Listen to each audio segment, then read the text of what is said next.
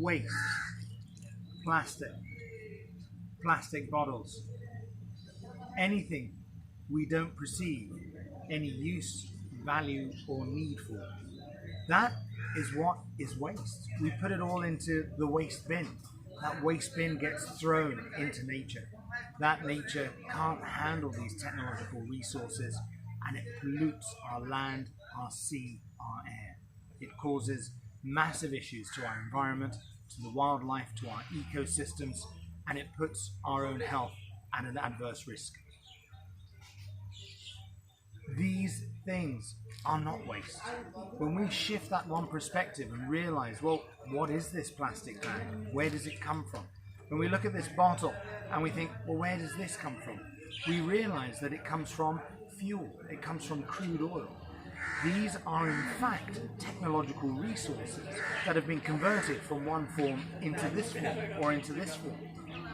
Cigarette filters. When we look at this, we realize it's cellulose acetate, another form of plastic that, as we see it as waste, it pollutes the environment. When we see it as a technological resource, we can see the value of this, just how useful it is, just how needed it is, and just the sorts of things we can convert into other forms that can benefit communities, that can bring in cash, be sold on the market, to also benefit communities in buying basic food needs, education, alleviating poverty and suffering.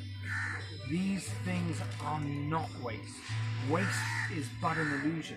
They are technological resources. And when we collect these technological resources, just as we would little nuggets of gold, just as we would little small amounts of money, be it 5 rupees or a couple of pence or a couple of cents, and we collect them bit at a time, we can collect a lot of money, a lot of technological resources that can have a huge benefit to our communities, to our family households, to our own personal financial wealth. Technological resources. And when we collect them clean and dry, they become very easy, very effective to be able to very cost effectively convert into another form. We can make fuel from this. We can make fire resistant materials, because that's exactly the property of this. These are all materials that we can benefit from. When I look at this, for example, I don't just see an old, or it's even got plastic integrated into it. That's pretty incredible. Wow.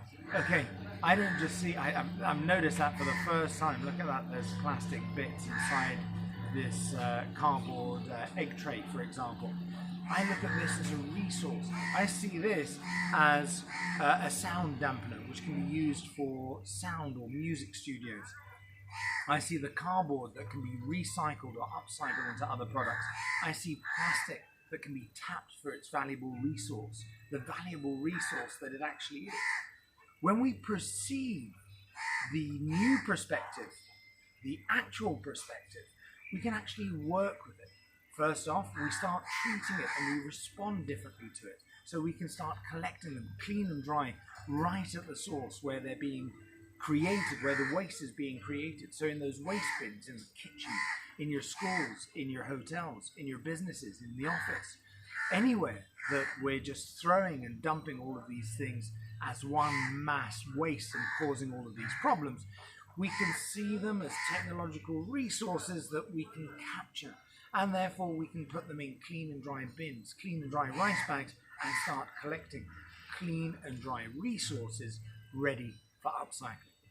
That is the magic of Trash2Cash, because this we can benefit from. And that's the program that we've been spreading now to thousands of houses, and within minutes people are stopping the burning and throwing and dumping of these technological resources, and they're collecting them clean and dry to benefit, to buy a technology or to get enough so that they can warrant their technology, so they can upcycle them into something valuable that benefits the community.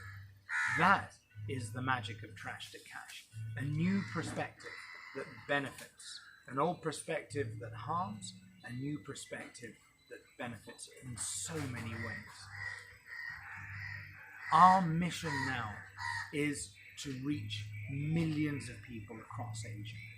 So millions of people can stop throwing and burning of the plastics and start collecting them as clean and dry resources to benefit their homes, to benefit communities, to turn them into a valuable resource that they can use and save money or sell on the market to make money. And with that money, they can buy basic food needs, education, other basic needs. In fact, with the amount of resources that are available to us that are being circulated on the market, we can capture those and even create an economy to regenerate our planet and tackle every sort of thing that we call waste. Because there is no such thing as waste. All there are technological resources that, when treated improperly and thrown and burnt and dumped into the environment, have a serious impact on the wildlife, the ecosystems, and an adverse risk to our own health. When we see them as technological resources, now we've just got money in another form that we can tap into, and the waste creator becomes the resource collector. So get a clean and dry rice bag, get a clean and dry bin, and start collecting clean and dry resources so that we can convert those, so that you can convert those into something valuable that benefits your community. Our challenge now is to reach hundreds of millions of people, so this becomes a movement. The dream that I have is that, and with the knowledge that I have, is that we can stop the throwing and burning of plastic waste across the planet in just minutes. Imagine that. The entire planet stopping the throwing and burning and dumping of plastic resources within just 2 minutes. The only way we can do that is by people getting to hear this message, this news. Because when they hear that, they realize that it's a technological resource that they can capture. They need money. 99.97% of India's population are striving for money. They're trying to find ways to improve their economic situation. The answer, the solution is right in their hands, and they've been throwing it away all this time. When they can capture this, magic will happen for our planet, for our environment, for our own well-being, and we stop the pollution to the environment. So the challenge is, how can we reach hundreds of millions of people? It's going to require quite a bit of work. It's going to require marketing, social media. It's going to require fundraising so people can sustainably travel around to different places and talk to people one-on-one, like I've been doing over the last year. How can we do this as one team? I'm asking you, the person watching this video, what can we do as a team to now spread the message so that we can save our environment and we can benefit countless communities across the entire planet? Welcome to the Green Stars EcoChampion Challenge.